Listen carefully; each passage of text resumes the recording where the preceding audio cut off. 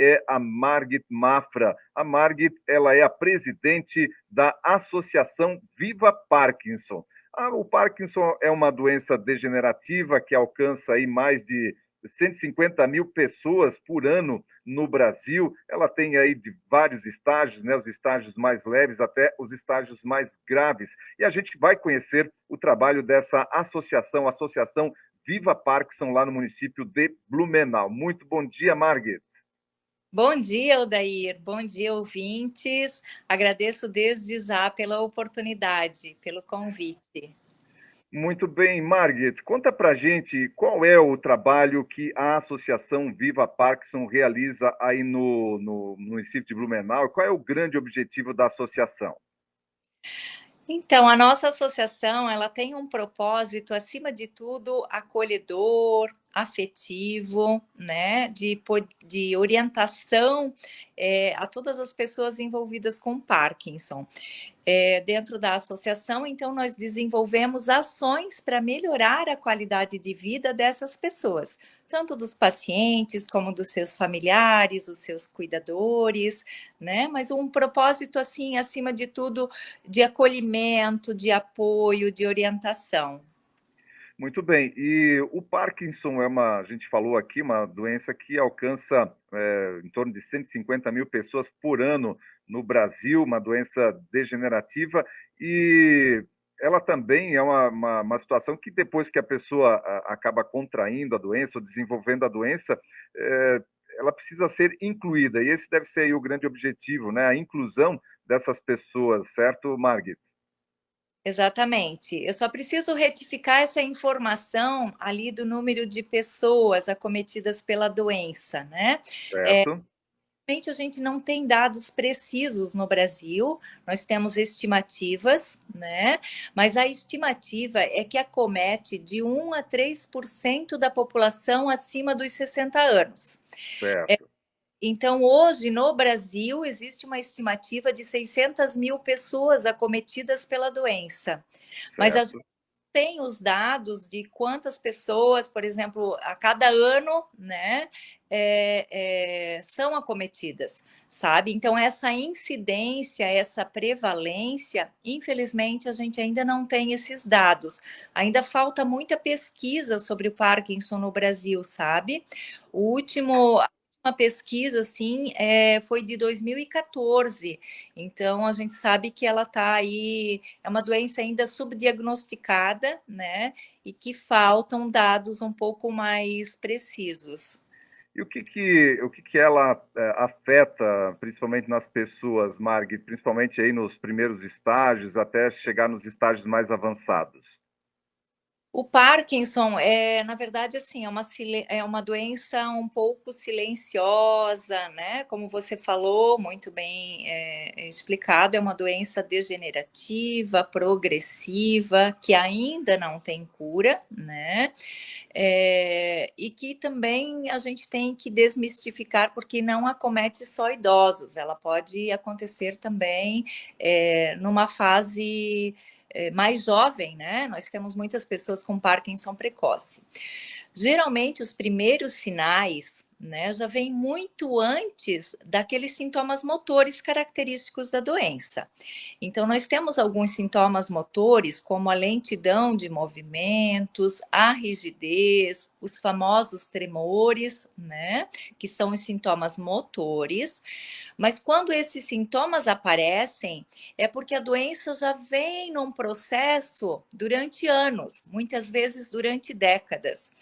E os primeiros sinais não são sinais motores, são sintomas que a gente chama de sintomas não motores, que incluem alterações do sono, problemas gastrointestinais, principalmente constipação, um histórico de depressão, né?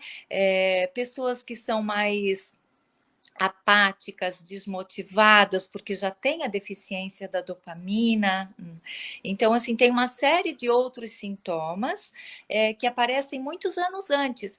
mas que são sintomas, né, que você pode estar associando ao envelhecimento, ao estresse, a outras situações. Por isso que a doença de Parkinson ainda é uma doença com um diagnóstico muito difícil. Muitas vezes os pacientes, eles passam por diversos médicos, né? Eles não se sentem bem, sabem que não estão bem, né? Não estão dormindo direito, estão com alterações de humor, estão com alterações no olfato, estão com problemas no intestino, mas não apresentam nenhum sintoma motor característico. Então, quando essa pessoa vai lá no médico neurologista, especialista em distúrbios do movimento, é que o médico vai observar, por exemplo, no andar dessa pessoa, na escrita, na fala, em alguns outros sintomas que vai, com esse exame clínico pelo neurologista especialista, que vai diagnosticar a doença. Porque, Então, desculpa. não pode continuar. Não, é porque infelizmente não tem ainda um exame, né, um biomarcador que possa diagnosticar. Então precisa ter o exame clínico. E por isso que a informação, né, e eu ressalto aqui novamente a importância desse espaço, a informação é tão importante, porque você saber que existem esses primeiros sintomas, né, aí você já fica ligado, poxa, eu vou procurar um médico neurologista.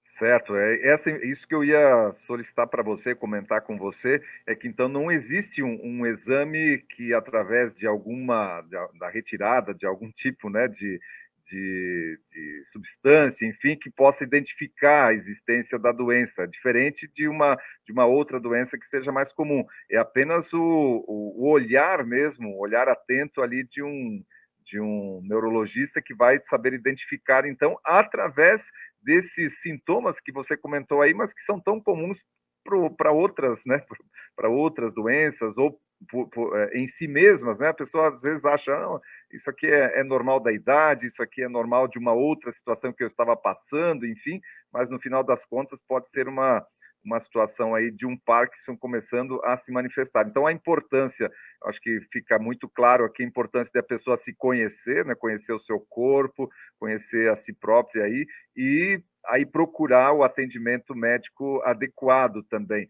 Até porque me parece, né, Margit, que a própria medicina, os próprios médicos ainda também até encaminhar, identificar, encaminhar para o neurologista, identificar que isso pode ser o Parkinson também demora e muitas vezes não acontece.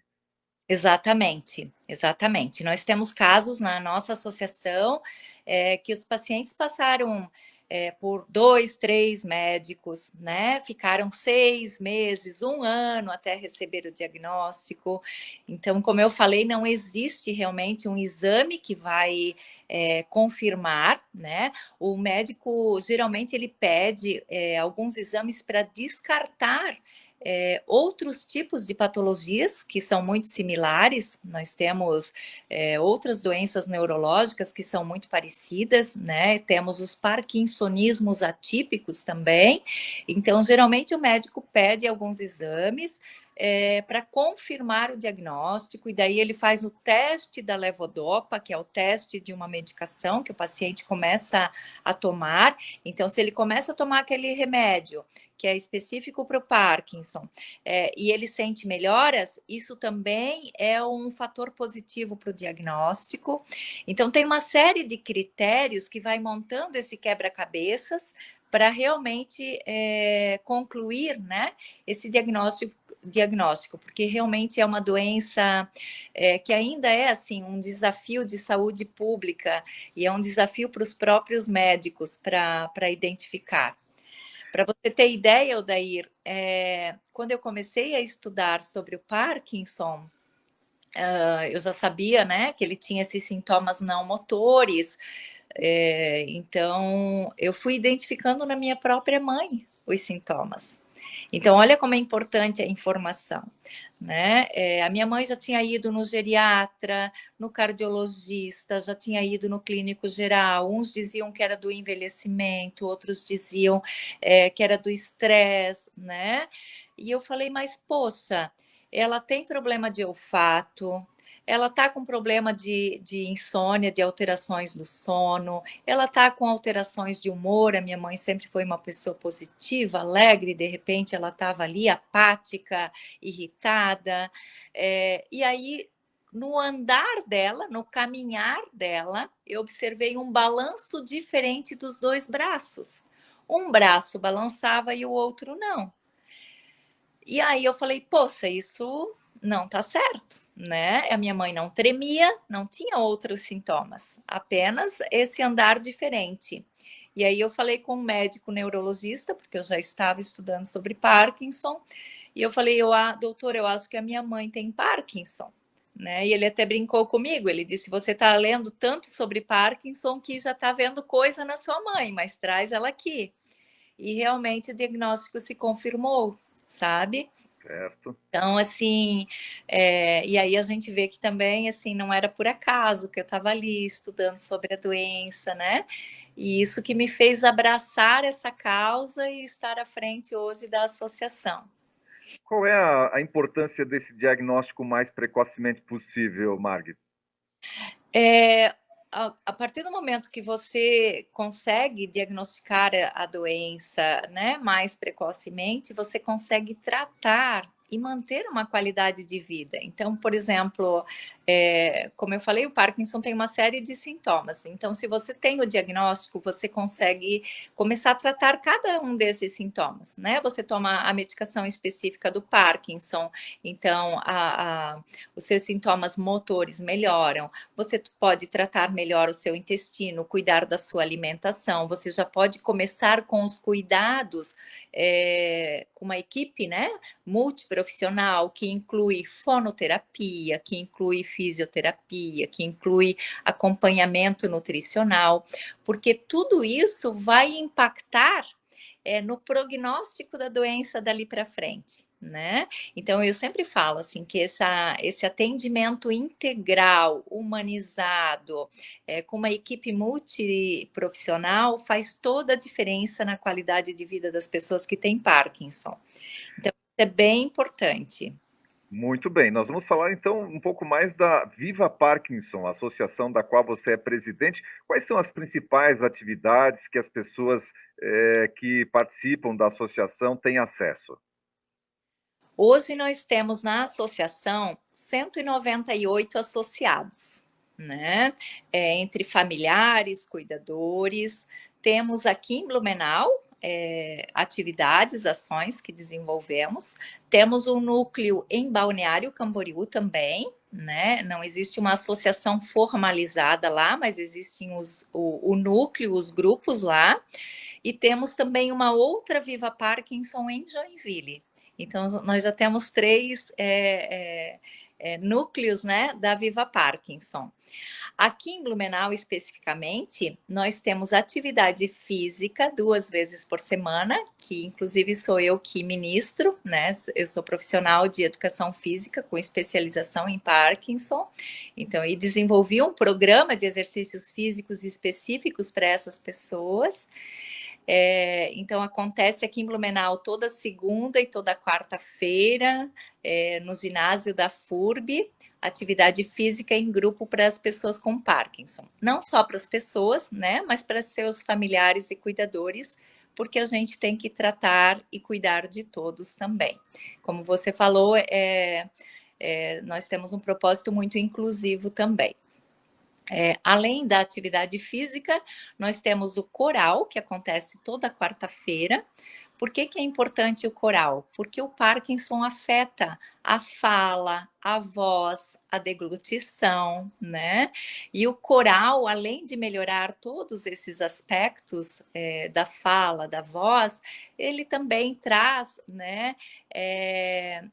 essa melhora do aspecto social, do aspecto emocional. A gente sabe o quanto a música tem um poder terapêutico, né?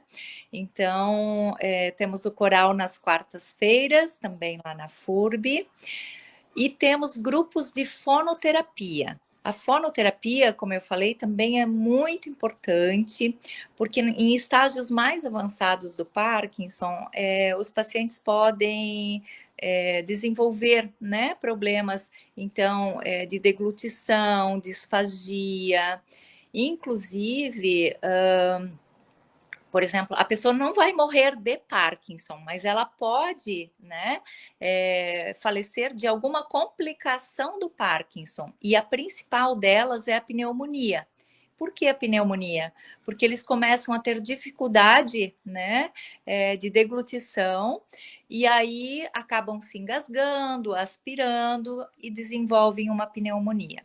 Então, a gente trabalha muito essa questão da prevenção, né? E nós temos 2 fonoterapeutas maravilhosas, queridas, que eu agradeço demais por tê-las conosco, que fazem um trabalho, a Angélica faz um trabalho presencial e a Isabel faz um trabalho em grupo online. Muito legal esse trabalho também. Isso são atividades que desenvolvemos aqui no nosso núcleo em Blumenau. Além disso, nós fizemos todos os meses um encontro mensal, que a gente chama de encontro de convivência, né? Onde as pessoas têm a oportunidade de trocar experiências, de conhecer outras pessoas com Parkinson, outras histórias de superação. Geralmente, nesses encontros, a gente traz algum profissional da área da saúde para dar uma palestra, para estar contribuindo com informações relevantes. Muito bem, uma série de atividades, então, que são desenvolvidas pela associação. E como é que funciona a manutenção da associação e as pessoas, para participarem, elas precisam contribuir com algum valor financeiro? Enfim, como é que funciona, Margit? A nossa associação, ela tem assim, um objetivo, né, de ser uma associação viável e sustentável. Então, desde o início, nós nos preocupamos com isso também. Não abrir uma associação para daqui a pouco, né, isso ser um peso ou ser uma dificuldade para todos nós em mantê-la. Então, nós conseguimos uma parceria com a Associação do Banco do Brasil, aqui em Blumenau, que nos acolheu. Nós, então, não temos sede, nós não temos aluguel, né? Isso diminui bastante os nossos custos. Então, nós utilizamos a estrutura da ABB, que nos acolheu e ofereceu a sua sede para que nós pudéssemos fazer os nossos encontros lá. Temos a parceria também com a FURB, onde desenvolvemos as atividades físicas e as atividades de fonoterapia. E para manter a associação, hoje nós temos alguns apoiadores, né? De vez em quando nós fizemos algum evento para arrecadação de fundos. Temos o Troco Solidário em parceria com a Cooper, agradecemos muito, que está nos auxiliando também na compra de materiais. E temos uma mensalidade, um valor simbólico, né? Que, por exemplo, é R$ 30. Então, e todas as pessoas envolvidas com o paciente podem participar das atividades. Esse valor é por família, digamos assim. Certo, certo. Muito bem, então ela é uma associação também autossustentável. Olha, Margit, eu quero agradecer e parabenizar, né, você, presidente dessa associação, por essa iniciativa para que as pessoas com essa doença, o Parkinson, consigam não só ter uma atividade inclusiva, mas é um trabalho também que vocês fazem de conscientização para toda a sociedade. A gente se coloca sempre à disposição para qualquer informação que vocês tenham, qualquer evento que seja de conscientização aí para essa doença, que essa nossa conversa aqui elucidou bastante alguns aspectos da doença, a importância de a gente identificar precocemente, o quanto antes puder identificar, os principais sintomas, né, qual é o médico que deve ser procurado, enfim, e dizer que há vida, né? Há vida durante o Parkinson também, né, Marco? Exatamente. O Parkinson não define ninguém. né? Não é uma sentença de morte. É bem importante falar também que cada um tem o seu Parkinson, cada um tem os seus sintomas, né? E eu faço um convite, então, a toda a comunidade, toda a população aí de Indaial também e região, que venha conhecer o nosso trabalho, ou se né? Ou se conhece algum vizinho, tem algum familiar que tenha doença, que traga para a associação, que traga para participar das atividades, porque movimento é vida. E mais do que isso, no Parkinson, a gente sabe que o exercício físico é importante para todos nós, de forma geral, para a nossa saúde. Mas no Parkinson, ele deve fazer parte do tratamento. O exercício físico é a única estratégia capaz de controlar essa progressão da doença. Ou seja, o exercício físico faz desacelerar essa progressão. É a única estratégia, não existe outra medicação, não existe nenhuma outra ferramenta que a gente pode utilizar para frear a doença. Então, é super importante o movimento, porque o paciente, quanto mais isolado, mais a doença vai avançar, vai progredir. Né? Então, eu faço esse convite, participe das atividades, a socialização é super importante para a saúde mental também, né? Para manter, assim, uma boa qualidade de vida. Tudo bem, obrigado, Margaret, por essa entrevista. Um abraço para você, sucesso, parabéns aí pela Associação Viva Parkinson. Odair, agradeço mais uma vez pela oportunidade e fico à disposição aqui, tá certo? Um grande abraço.